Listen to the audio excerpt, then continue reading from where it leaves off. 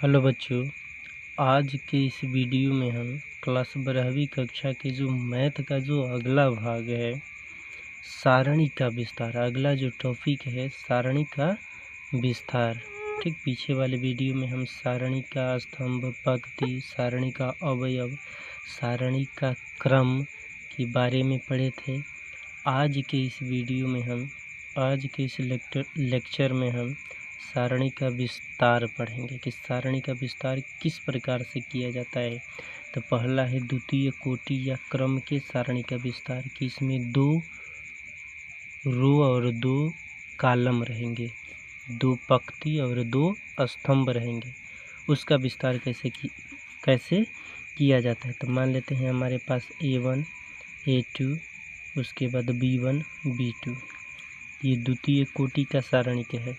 इसका अगर विस्तार करेंगे तो हम कितना हो जाएगा, A1 B2 minus A2 B1। ठीक, इस तरह से तिर्यक मल्टीप्लाई करेंगे A1 B2, उसके बाद A2 B1। ये द्वितीय कोटि या क्रम के सारणी का विस्तार है। अब है तृतीय कोटि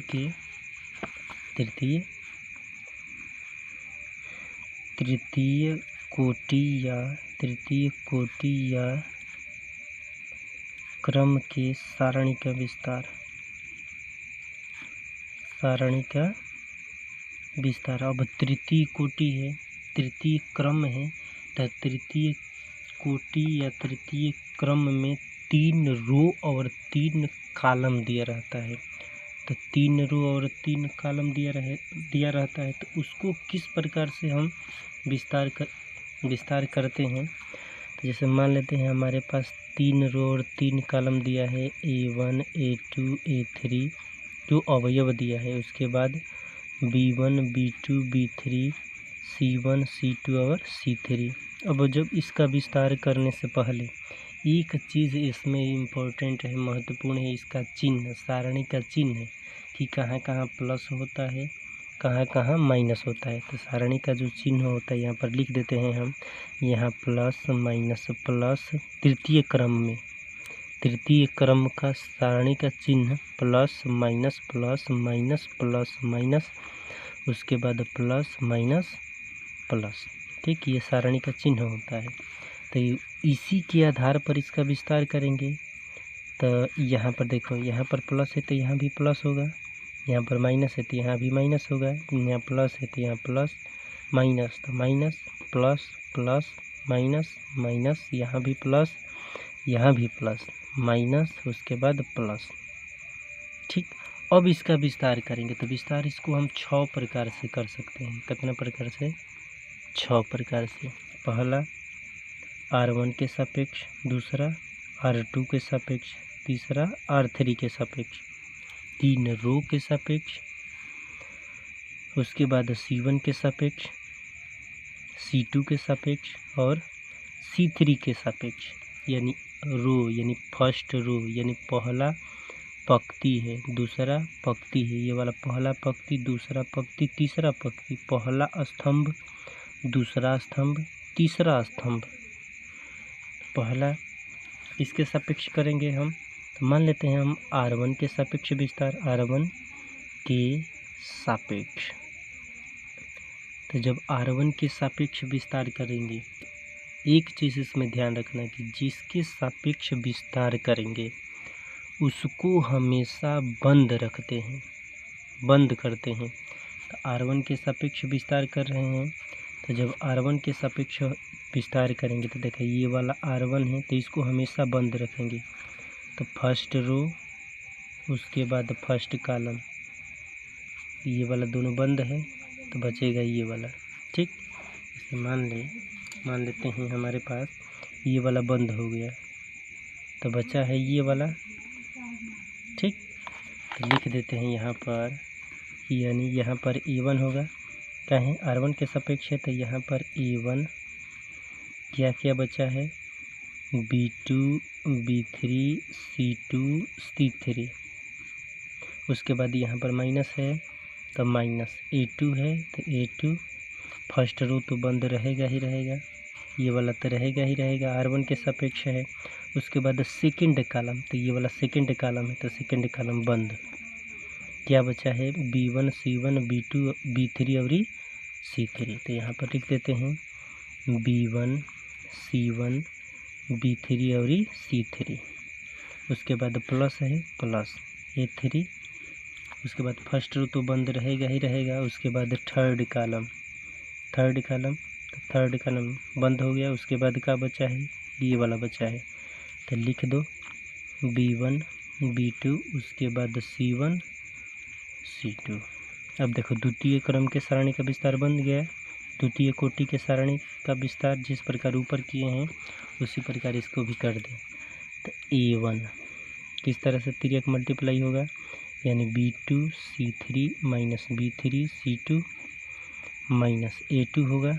उसके बाद B1 C3 minus B3 C1 उसके बाद plus A3 B1 C2 minus B2 C1। ठीक, तो ये R1 के सापेक्ष विस्तार था। अब किसके सापेक्ष विस्तार करेंगे, अब विस्तार करेंगे R2 के सापेक्ष विस्तार। तो जब R2 के सापेक्ष विस्तार करेंगे तो देखिए ये वाला R1 था तो इसके सापेक्ष विस्तार हुआ, तो ये वाला हम बंद रखते थे। अब यहाँ ये वाला R1 है। अब R2 के सापेक्ष विस्तार करेंगे, तो R2 के सापेक्ष जब विस्तार करेंगे तो ये वाला R2 है, इसको अब हमेशा बंद रखेंगे। देखो जब R1 के सापेक्ष विस्तार करते थे तो पहला जो पंक्ति है इसको बंद रखते थे। जब R2 के सापेक्ष विस्तार करेंगे तो इसको बंद रखेंगे। तो यहाँ पर लिख देते हैं R2 के सापेक्ष जब विस्तार करेंगे तो यहाँ पर देखो यहाँ पर माइनस B1 है तो हम यहाँ पर लिख देते हैं माइनस B1। अब क्या क्या बचा है वो थोड़ा देख लें हम। तो ये वाला बंद रहेगा। उसके बाद ये वाला यानी सेकेंड रो फर्स्ट कॉलम ये वाला बंद है। तो क्या क्या बचा है A2 A3 C2 C3, यानी बचा है आपका A2 A3 उसके बाद C2 उसके बाद C3, यही बचा है। ठीक, अब क्या, अब यहाँ पर प्लस है तो यहाँ भी प्लस होगा। B2 है तो B2 होगा। अब बंद करो तो सेकेंड रो तो बंद रहेगा ही रहेगा। अब सेकेंड कॉलम क्या बचा है A1 C1 A3 C3, यानी A1 C1 A3 उसके बाद C3, यही बचा है। इसको भी बंद कर दो। अब क्या, अब देखो यहाँ पर माइनस है। ठीक, तो जब यहाँ माइनस है तो ये वाला माइनस होगा B3 होगा। अब क्या बचा है, ये वाला तो बंद रहेगा ही रहेगा। अब थर्ड रो क्या बचा है A1 A2 C1 और A1 A2 C1 और C2, ये वाला बचा है। तो यहाँ पर लिख देते हैं A1 A2 C1 और C2। अब द्वितीय क्रम के सारणी का विस्तार हो गया, पहले जैसा हो गया, तब उसी प्रकार विस्तार कर दो इसका। तब माइनस B1 कितना हो जाएगा A2 C3 minus A3 C2। ठीक, प्लस B2 कितना होगा A1 C3 minus A3 C1 minus B3 A1 C2 minus A2 C1। तो ये कथी के सापेक्ष था, R2 के सापेक्ष विस्तार था। अब विस्तार करेंगे हम R3 के सापेक्ष। ये वाला R3 है, R3 के सापेक्ष विस्तार करेंगे।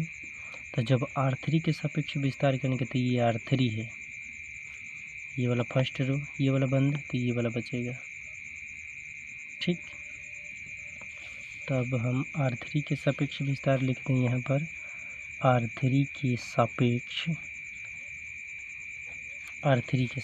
तो जब R3 के सापेक्ष लिखेंगे तब देखो यहाँ पर प्लस C1 है तो यहाँ पर C1। अब क्या क्या बचेगा, इसको बंद रखेंगे उसके बाद इसको बंद रखेंगे तो बचेगा आपका A2 A3, उसके बाद B2 और B3। देख लो ये वाला बंद हो गया तो क्या बचा है A2 A3 B2 और B3, यानी थर्ड रो फर्स्ट कॉलम बंद, ये वाला बचा है। उसके बाद यहाँ पर माइनस है तो यहाँ पर -C2। अब क्या बचेगा, यानी थर्ड रो तो बंद रहेगा ही रहेगा। उसके बाद सेकंड कॉलम यानी A1 B1 A3 B3, A1 B1, उसके बाद A3 और B3, यही बचेगा। अब का यहाँ पर प्लस है, ठीक, यहाँ पर प्लस है, C3 है तो यहाँ पर हम प्लस C3 लिख दिए। अब ये वाला बंद रहेगा थर्ड रो और third column, third row third column, ठीक। क्या बचा है A1 A2 B1 B2, यही बचा है। यहाँ पर लिख देते हैं A1 A2 B1 और B2। द्वितीय क्रम के सारणी का विस्तार हो गया, तब इसको विस्तार करेंगे तो C1 कितना होगा A2 B3 minus A3 B2, ठीक, minus C2 A1 B3 minus A3 B1 plus C3 A1 B2 minus A2 B1, ठीक। ये था R1 R2 R3 के सापेक्ष। 3 रो हो गया, 3 रो यानी R1 R2 R3 के सापेक्ष हम विस्तार कर लिए हैं। अब बचा है C1 C2 C3 के सापेक्ष विस्तार। एक हम कर देते हैं, 2 अपने मन से कर लेना, यानी एक हम C1 के सापेक्ष विस्तार करेंगे, C1 के सापेक्ष, ठीक।